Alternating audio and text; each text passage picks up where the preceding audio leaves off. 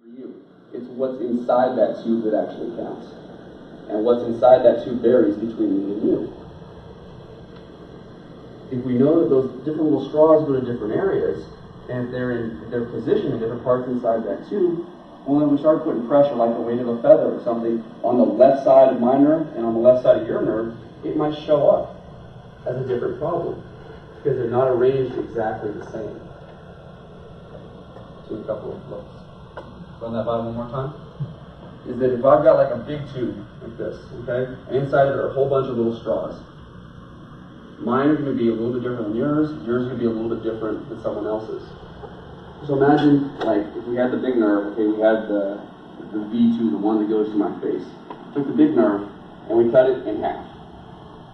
The left half in me goes up here, and the right half maybe goes down to here.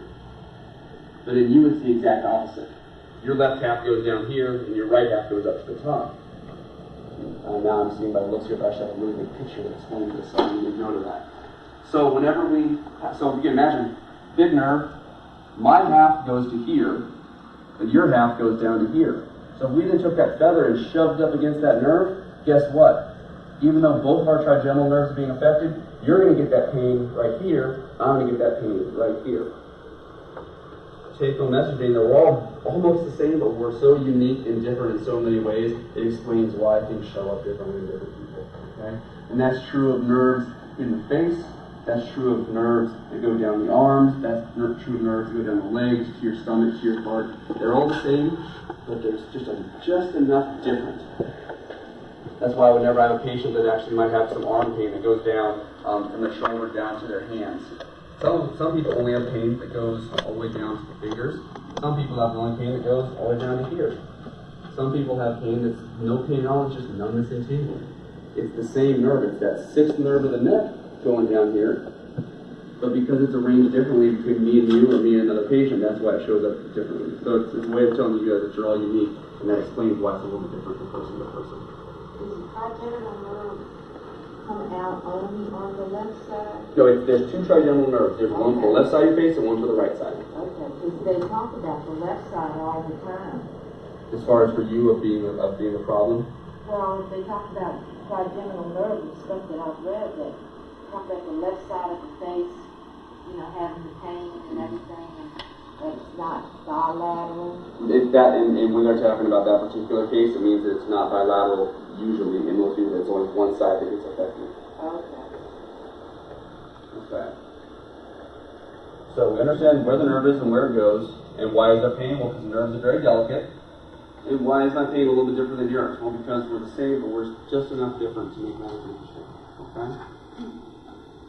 So if we got pain, what do we need to get done about it? And so, and again, I am by no means an expert in the next 3 slides we're going to talk about, but I just want a bigger picture of maybe what's going on with some of the procedures you guys have had done so you can see what was going on, and hopefully someone explained for you before they did the operations why they were doing it, what the goal was. And again, if I'm in error here, please raise your hand and correct me. So again, I by no means am an expert in this portion. So, we got some pain. I don't like it. So what are we going to do about it? First line of defense usually, you want to go as least invasive as possible first. Because you can always go and have surgery, but you can't ever undo surgery. So let's start at the top. What's the least invasive thing I could possibly do? Well, traditionally, what's done would be medication. And what's the goal? Why do we take the medication? Get rid of the pain, exactly. Pain, you want to take painkillers to block those messages. Again, I feel it comes from my face, but it registers up in my brain. So we want to shut off, we got to try and block that message. That's why the terms Tegretol and Lyrica and all these different ones that are out there, Neurontin and Dilantin, all these different things that I've heard. Generally speaking, many of the types of medications that are used for this originally were designed to try and treat people that had epileptic seizures. And that's kind of the way things go with medication is sometimes medications, when they come out, don't always have the desired effects.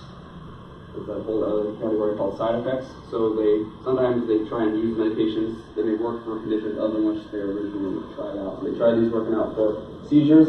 They found, well, we were trying to stop the brain from shuddering on one side, but as a byproduct, it really didn't work so good for that, but it did help stop blocking messages from trigeminal neuralgia. So side effects, in this case at least they found the side effect for the seizure meds is trying to block some of that trigeminal neuralgia pain. So that's one option. And again, less invasive in terms of no surgery. Problem being that, again, we got to function, that's the bottom line. Most people, they're like, I mean, it's great that we're talking about all this, I'm glad they're becoming informed, but I want out of the pain, that's not the problem. So people want to get out of pain. So this is one way to go about doing it. Only drawback to something like this is that there's nothing you can take into your body, into your mouth, that doesn't have to get broken down. It's like you were saying earlier, I couldn't even stand up because of what the medication was doing for me. Again, all these different problems being that there are side effects to it. Your body has to break down all these chemicals that are taken in. So long term, it can create some problems for the liver, kidneys, all these different things. But if it blocks the trigeminal neuralgia pain, well, who cares? Medication, okay, well, we tried some medications. That didn't work. Another thing being microvascular PMDD, microvascular decompression. Purpose here, we need to take that pressure off the nerve. That nerve is being irritated. So what they have to get in there, so they take out, a portion of the skull, right down here, around the back of the ear, I believe, right around in here. And gold being, well, that blood vessel is rubbing on that nerve. So we got to put a barrier in there. So a good thing that, man-made, the Teflon, cotton wrapping type of chemical, the body doesn't react a lot. So it's kind of like a neutral barrier. It's like Switzerland. They can put it in there, try to make sure nothing happens, okay? So they put that in there hoping that your body won't react with it. And that's good. Teflon works out pretty well some of the time. The problem is now that, okay, we got the nerve. We saw that it was being irritated, so that must have been the problem. So we're going to wrap that nerve is being irritated by the blood vessel. We're going to wrap that in some Teflon, and then we got to close you back up.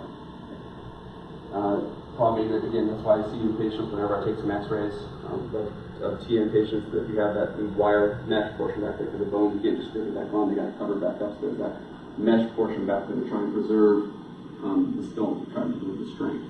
Okay? So again, why do they do the MVD? Well, they got to take that pressure off the nerve, so they went in there and tried to separate things out. Sometimes that doesn't work. Gamma knife. I saw they got your gamma knife sweets like right down the hallway there. Again, brief amount of reading I've done, please correct me if I'm wrong, but the way in which I understand the gamma knife, how it's supposed to work is, okay, we can go in there and we can actually cut what's inside without having to cut you. And so the goal being is they have a helmet that goes on, and it projects a whole bunch of little radiation points from different angles into the center. But whenever all these areas alone, they don't have much power, but when they set the machines that have appropriate depth, whenever it comes to the center, it boom, it's 200 units all at once rather than just one unit in every different direction. So what that ends up, and the goal there being is to try and cut or desensitize the nerve in there so that we don't feel the pain going up into the brain. How does that work? Well, again, I just got this information from the tnsupport.org, is that the dose of radiation of that one beam coming through doesn't really do much harm. It's a very low radiation, but again, when all those beams get together, very high dose, it can try and make that desired effect, which is good.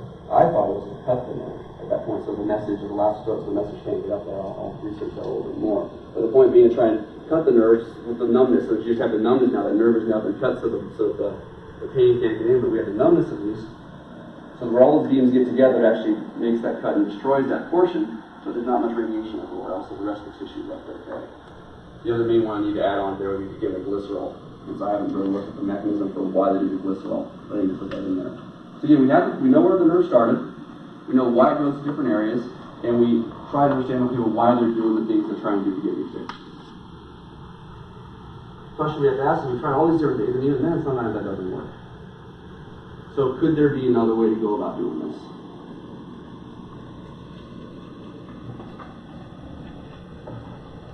What does chiropractic say about the body in general? And it's not even what chiropractic says, it's the big Latin term for this as well, but the medical community says it as well, is that your body is a self-healing organism. Simple analogy being, if I were to, I'm in the kitchen, and I'm